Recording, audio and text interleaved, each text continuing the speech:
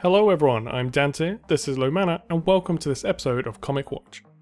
Today we are going to be digging into the details of the recent Masquerade Comic following the release of Doomfist and giving us a much deeper look into the world of Talon, in addition to some details that we may see transfer into the game itself.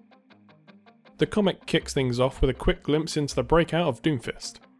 Previous reports indicated that Reaper aboard a transport ship was able to slip in and dispatch the on-site security. While we had previously seen Akande, also known as Doomfist, punching his way out of a cell, it seems however he took this a fist further and punched his way out of the facility itself and meeting with Reaper. Their conversation is just the first sign of how much Akande really knows. Despite being held in the highest security facility, under the watch of Helix, Akande knows a lot about the recent endeavours by Talon, although this seems to be limited to the broader strokes than the fine details. But with his comments regarding Mondata, it becomes apparent what the end goal is: destabilization. The more interesting point made is that of a new name from the inner circle of Talon, Viali, who seems to be responsible for the mission to eliminate Volskaya, which was fortunately sidetracked by Sombra, who uses the encounter for her own means, to blackmail the saviour of Russia, a very powerful ally to have. Sombra's ambition has caught the eye of Akande, who is impressed with her boldness. After all, those are the ideals of Talon. We often think of Sombra as holding all the cards, being several steps ahead of everyone else due to her intel on effectively every player on the global stage, aware of the grander power plays and how they interlock together, to form her web, which still has much speculation behind it. Unfortunately for her though, it seems her hubris may be her weakness, underestimating some of the bigger players. Reaper isn't just a monstrous anomaly, he once headed Blackwatch and led the strike team to defeat the Omnics. He is no fool, and his decades of experience seems to have the edge against Sombra. It's clear he is completely aware of what she's been up to, even if the end goal isn't clear, tolerating her agenda, at least while it gets him the results he wants. From here the comic keeps escalating, revealing more and more new information, so we'll try to capture as much as we can. Many of which is pulling a theory we've had since back in Alpha more together. We'll certainly try to articulate that in a cohesive video soon, but for now we move on to the next scene, a casino. Akande is looking to cement his return to power by visiting an Omnic known as Maximilian, who from a comment from Reaper at least, it seems to be a big player with access to large amounts of money. Akande however wants something much more valuable: information. Although it's likely Maximilian may not be a member of the inner circle himself, he does command a large amount of resources, and while having a very good insight into its operations and inner members. At a minimum, he acts as a person whose ideals align, and has the monetary backing to make it happen. This alone could make him a strong candidate for the inner circle, but more on that later. His ideas match Akande's very closely. He even seems to be connected to the assassination of Mondata. Perhaps it was he who organised Widowmaker to take the shot, which would mean he fully supports the idea of chaos, and a new war. Maximilian himself appears to be a new design of Omnic, or at least a more modern looking variant, appearing slightly more human, with 2 main eyes along with 7 dots, which would put him in the same league as Mondata and Zenyatta. His face is also more human, with a functional jaw and metallic hair which you don't see on a regular Omnic, a sign of his position and wealth perhaps. If anything, he reminds me a lot of the suit from the Junkrat and Roadhog comic. His suit pin is also rather interesting, almost resembling the pi symbol. I'm curious to see if we'll be seeing this again, or if it's just a feature of his designer suit. Could just be an M for his name, but small details tend to lead much deeper in Overwatch.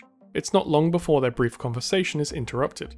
Maximilian has referenced many being happy to see Akande being put away, and as we would suspect it's the person we heard earlier, Viali, although his men seem to be just henchmen, trying to take down one of the world's most deadly assassins, alongside one of the most powerful augmented martial artists in the world. A bit of a rookie mistake, clearly Viali isn't known for his ability to command soldiers. The comic then moves on to Venice, and gives the comic its name, Masquerade. Just before we do though, it does seem a bit odd that one of the world's most notorious villains in recent history is able to just walk around in public, with a blue-skinned assassin. Not exactly under the radar, is it? And yet we see and hear nothing from either police or military. Is the world really that confined in military might, leading to the strength of Helix? Or is there just a Talon-controlled area, meaning that enforcement is deliberately not looking? One of the perks of being a global criminal empire, it would seem. Now on to Venice, and a power play from Akande at a masquerade ball. Clearly someone is a fan of great costumes and spy tropes. Our first view is of Widowmaker atop one of the many domed churches, eliminating the first of many henchmen loyal to Viali. Sombra completes her role by eliminating 2 more and capturing a security room nearby, while Reaper clears out the main group. Akonde heads to confront Viali head on, and proves one of the large plot points of the comic in the process. Akonde, although not a founding member of Talon himself, is a staunch believer in its principles.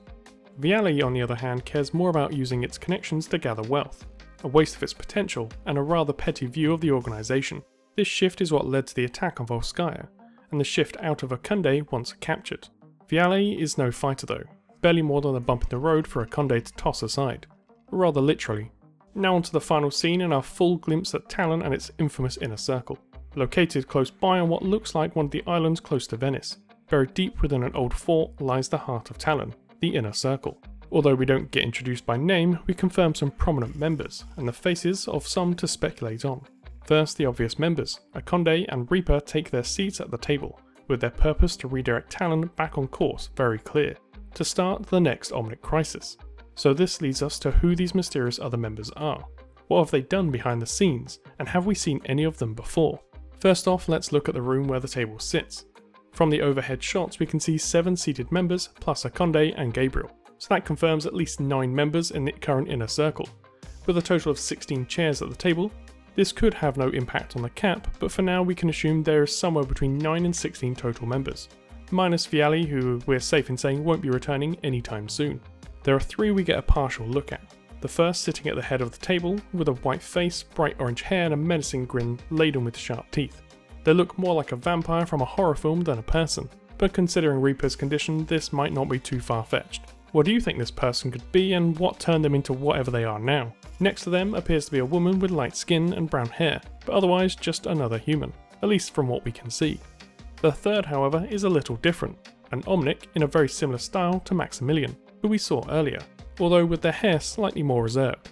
They also don't look like the Omnic who met Volskaya, so that's a mystery still to be solved, even though we know it's linked to Talon, just not who gave the order.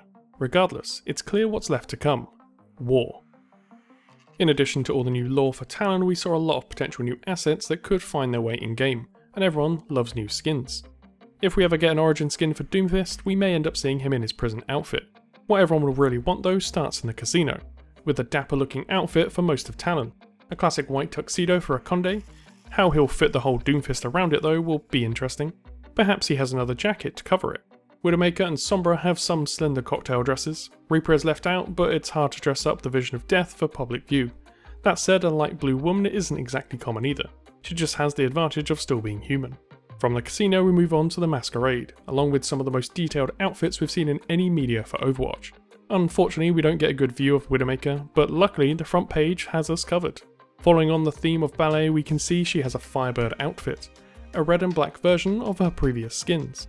Sombra gets to play the Jester, which fits her personality exactly, and Reaper kind of looks like he's allowed in public for a change, wearing a matching outfit to Akonde.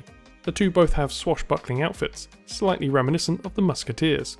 Won't go into the full backstories of these here, I'll save that for when they finally hit the servers, assuming they ever do.